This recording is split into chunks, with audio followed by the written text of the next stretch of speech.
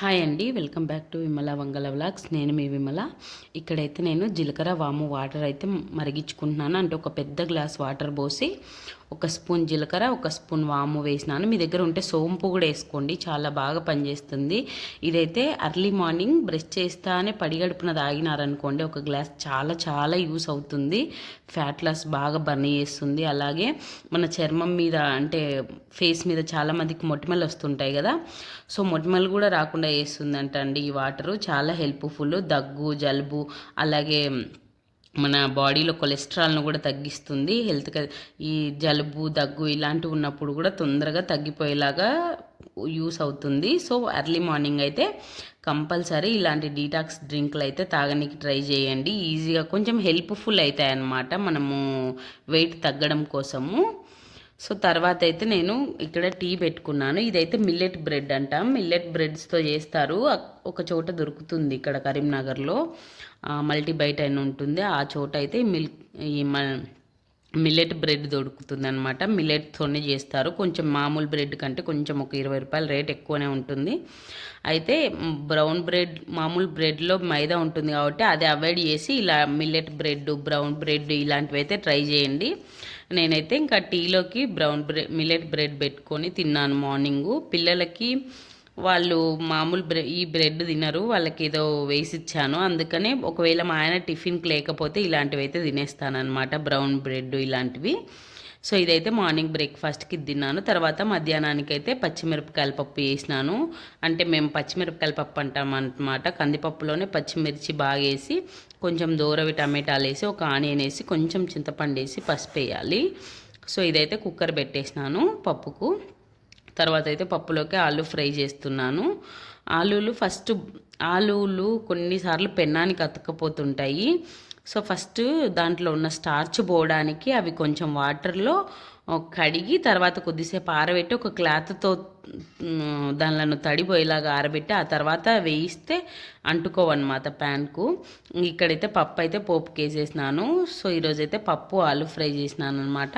So ఇంకా చెప్పాలంటే non stick pan మీద అయితే అస్సలు ఇంకా అంటుకోకుండా వస్తాయి. ఒకవేళ నాన్ స్టిక్ ప్యాన్ కాకుండా మామూలు ప్యాన్ అయినా సరే ఫస్ట్ అయితే కడగాలన్నమాట. కడిగి ఆరబెట్టుకోవాలి. ఆలు క్లాత్తో తుడుచుకొని వేసుకుంటే మంచిగా ఉంటాయి. నేనైతే ఈరోజు కూడా రవ్వనే చేసుకుంటున్నాను.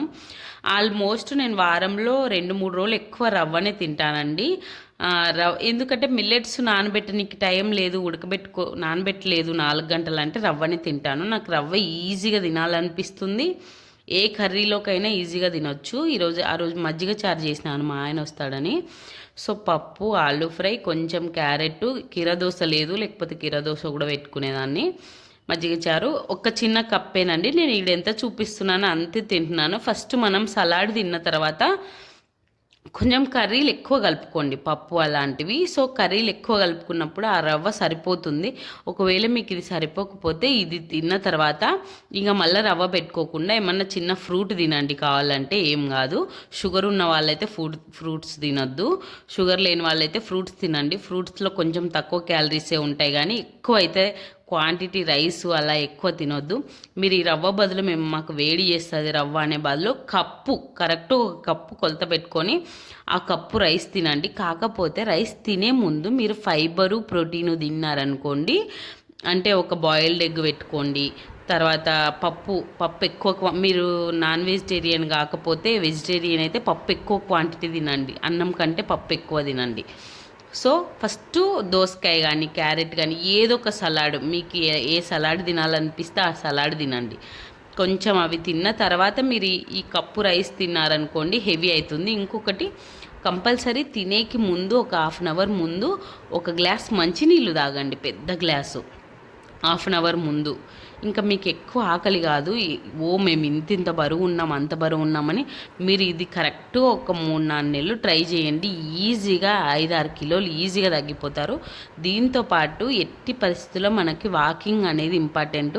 మీకు వీలైతే ఎర్లీ మార్నింగ్ లేచి మేము ఎక్సర్సైజ్ చేసుకోగలుగుతామంటే ఇంకా ఎక్సర్సైజ్లు చాలా బాగా పనిచేస్తాయి. కాకపోతే నేనేంటంటే ఎక్సర్సైజ్ చేస్తే ఎప్పటికీ చేస్తేనే బాడీ ఈజీగా సన్నబడినాక మళ్ళీ మెయింటైన్ అవుతుంది. బట్ నేను వాకింగ్ చేసినట్టు ఎక్సర్సైజ్లు రోజు చేయలేను. అందుకని నేను వాకింగ్ అయితే కంపల్సరీ చేస్తాను, ఒక 5 కిలోమీటర్లు. కానీ ఎక్సర్సైజ్ చేయలేకపోతున్నాను, టైం కుదురుతలేదు. సో మీకు వీలయ్యి మేము బయటికి వెళ్ళలేము అంటే చిన్న చిన్న ఎక్సర్సైజ్లు టీవీలో యూట్యూబ్ ఆన్ చేస్తే మీకు కావాల్సిన అన్ని ఎక్సర్సైజ్లు వస్తాయి. దాంట్లో మీకు ఏది ఈజీగా ఉంటుందో ఒక్కటి చూస్ చేసుకోండి, ఏదైనా ఒక్కటే.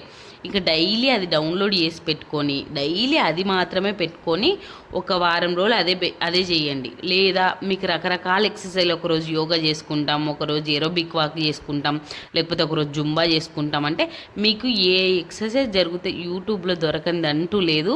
మీకు ఏ ఎక్సర్సైజ్ చేయాలి అనిపిస్తే ఆ రోజు అది పెట్టుకొని ఒక హాఫ్ అన్ అవర్ అయితే చేసేయండి. మార్నింగ్ లేస్తూనే బ్రష్ చేసి డీటాక్స్ డ్రింక్ తాగేసి చేసేసుకోండి. నేనైతే ఈ మధ్య ఎక్సర్సైజ్ చేయట్లేదు, ఈవినింగ్ వాకింగ్కి అయితే కంపల్సరీ వెళ్తున్నాను.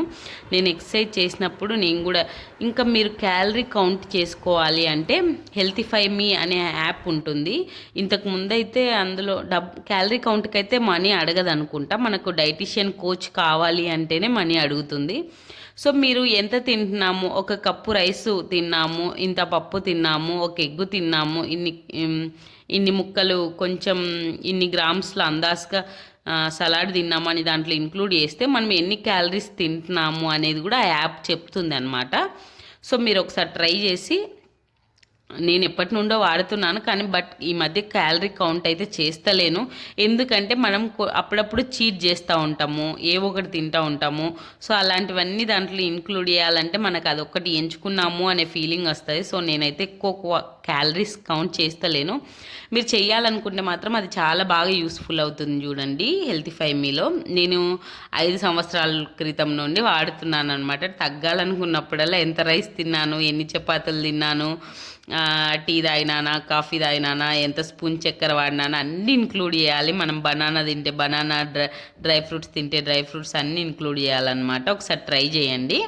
ఇక్కడైతే నేను వాకింగ్కి వెళ్ళినాను అనమాట. కంపల్సరీ 1 అవర్ అయితే వాకింగ్ చేస్తాను. వచ్చిన తర్వాత ఇది మల్టీగ్రెయిన్ దోశ, అంటే జొన్నలు, గోధుమలు, రాగులు, శనగపప్పు అన్నీ పట్టించి మల్టీగ్రెయిన్ గోధుమ పిండి అయితే పట్టించినాను. సో అందుకే ఇది కొంచెం గట్టిగానే ఉంది. సో ఈ దోశలు అయితే ఒక 2 తిన్నానండి. ఈ వీడియో నచ్చితే సబ్స్క్రైబ్ చేసుకోండి.